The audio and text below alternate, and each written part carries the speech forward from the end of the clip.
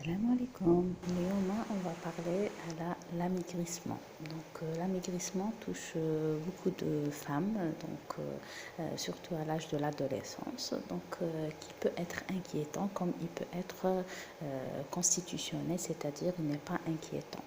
Il faut savoir qu'avant tout, donc quand on a un amaigrissement, donc avant tout, il faut consulter. Donc le médecin, qu'est-ce qu'il va faire? Il va demander des analyses. Après, bien sûr, avoir interrogé la malade en reproduisant son histoire pendurale. Donc il va bien interroger. Il va faire une enquête alimentaire, c'est-à-dire tout ce qu'elle mange, elle les mange ou les trucs qu'elle ne mange pas.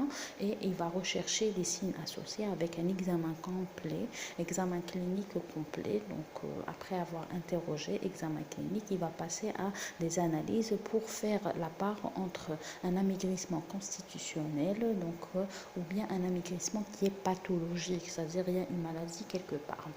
Quand le médecin va faire son enquête, rechercher son histoire pendurale et rechercher les signes associés, donc après avoir reçu les résultats du bilan, donc il va savoir est-ce que le poids de la femme est stable ou là il y a une perte de poids. Donc un poids qui est stable, donc c'est-à-dire c'est une femme qui mange normalement avec une ingestion satisfaisante, son examen clinique complet il est normal, son bilan il est normal et en plus on a un contexte familial d'amaigrissement.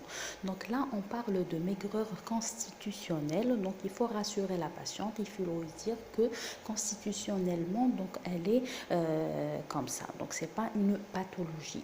Par contre la deuxième manche c'est la perte de poids, donc avec un apport alimentaire qui peut être dans deux cas, donc il peut être l'apport alimentaire normal ou augmenté au contraire, c'est-à-dire c'est une femme qui mange beaucoup là, normalement, donc mais quand même il y a donc une perte de poids. Donc là on suspecte trois grandes maladies. Donc la première, c'est la plus fréquente, c'est le diabète. Donc il y a des problèmes de malabsorption, c'est-à-dire au niveau de l'intestin, parce que les aliments quand on les mange ils sont absorbés au niveau donc de l'intestin. Donc s'il y a une malabsorption, donc il y a automatiquement un amaigrissement.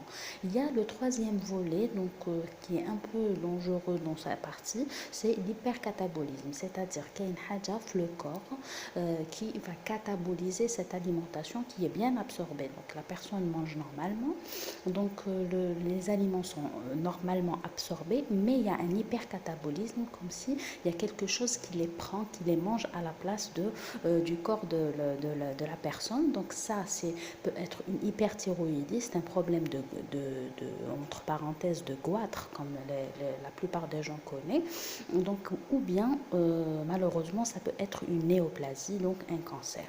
Dans la deuxième manche des apports alimentaires lorsqu'ils sont diminués par contre, donc c'est une femme qui ne mange pas et qui a une perte de poids, là donc ça peut être soit ces conditions socio-économiques qui sont bas, c'est-à-dire elle n'a pas de quoi manger, ou bien c'est une anorexie. L'anorexie, il y en a deux types, donc il y a l'anorexie organique et il y a l'anorexie psychologique. Donc là l'anorexie c'est un domaine très très très large, donc si vous voulez que je fasse en vidéo à part, dites-le moi en commentaire. Donc je vais essayer de faire l'anorexie et la part des choses donc d'une anorexie organique et psychologique, c'est-à-dire c'est une femme qui ne mange pas, qui perd du poids.